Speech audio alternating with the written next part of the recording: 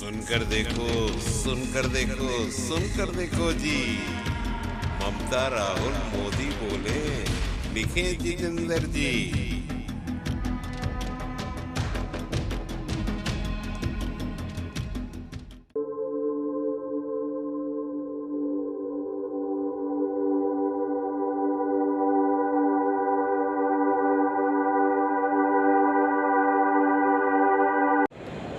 जिसमें वो बांटो और राज करो इस दृष्टि से शुरू से काम करते थे। उन्होंने हमारी भारतीय भाषाओं को हिंदी के समक्ष उर्दू को खड़ा कर दिया, जिसमें ब्रिटिश के साथ साथ अलीगढ़ विश्वविद्यालय के कुछ विद्वानों ने भी उनका सहयोग किया और हमारे देश में उन्होंने हिंदी और भारतीय भाषाओं के बीच में प्रतिस्पर्धा का बीज बो दिया। वो बीज जिसको स्वतंत्रता के बाद हम लोगों को समाप्त कर देना चाहिए था, लेकिन मैं राजनीतिक बात नहीं कहूँगा, लेकिन ये वास्तव में हमारे देश का दुर्भाग्य था कि उस समय में भी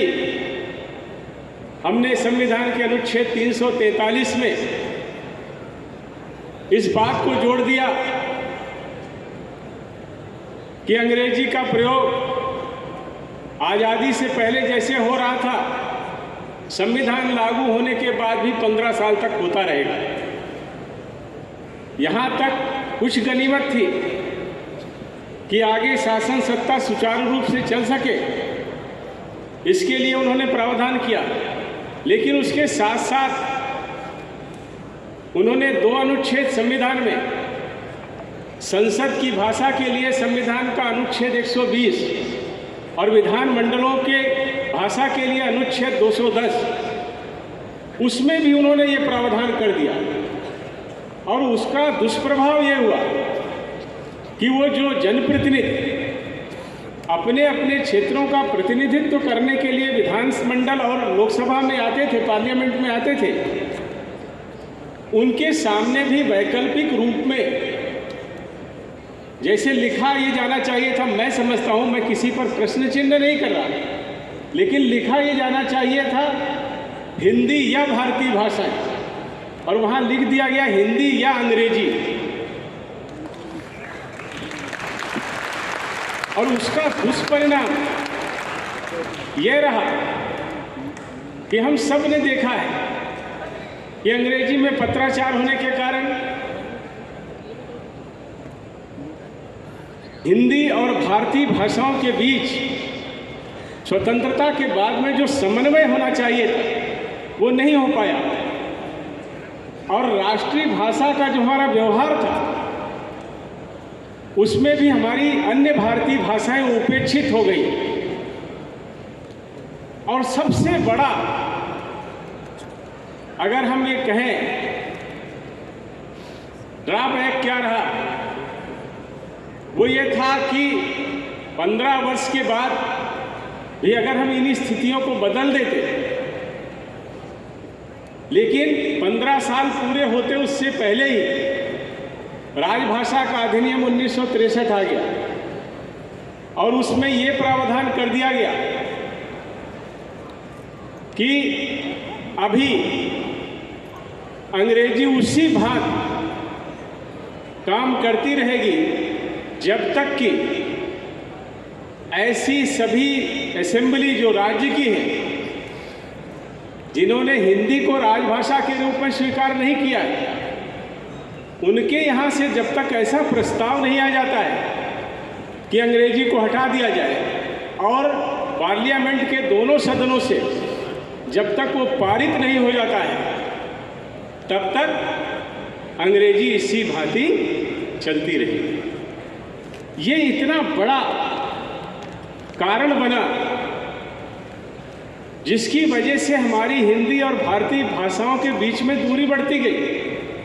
उनका जो समन्वय होना चाहिए था वो नहीं हुआ, और जो लोग उस समय सत्ता में थे या व्यवस्था में थे, उन लोगों के लिए अंग्रेजी सहज भाषा थी। उन्होंने उसके प्रयोग को बदस्तूर जारी रखा और परिणाम स्वरूप राजनीति में भी भाषाओं का प्रयोग हुआ। जब प्रदेशों का गठन भाषाओं के आधार पर हुआ तो कुछ राजनीतिक दल और कुछ राजनीतिक नेताओं ने भाषा को भी राजनीति का हथियार बना लिया, हथियार का अस्त्र बना लिया।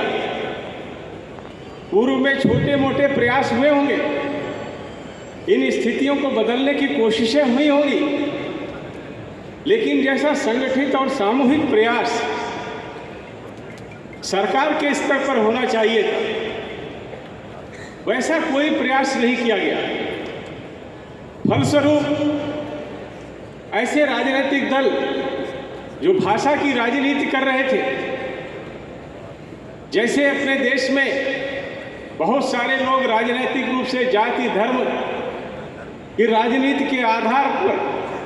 सत्ता की सीढ़ी उनको बना लेते थे, वैसे ही भाषाओं में भी वैमनस्य पैदा करके इस तरह की परिस्थितियां पैदा की गई। लेकिन इनको ठीक करने का जो प्रयास सरकार की तरफ से होना चाहिए था, उसका अभाव था। ये प्रयास हम सब ने देखा है कि 2014 के बाद जब हमारे देश में श्री नरेंद्र मोदी जी ने प्रधानमंत्री के रूप में शपथ ली, उन्होंने विश्व के किसी भी मंच पर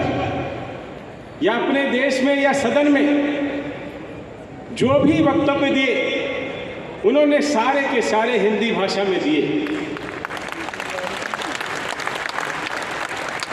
क्योंकि उनका मानना था कि हिंदुस्तान भारत एक सशक्त देश है, संभावनाओं का देश है। इसकी संस्कृति, इसकी भाषा, इसकी परंपरा, इसकी संस्कार, इनमें एक शक्ति छुपी है। सुनकर देखो, सुनकर देखो, सुनकर देखो जी, ममता राहुल मोदी बोले, लिखे जितेंद्र जी।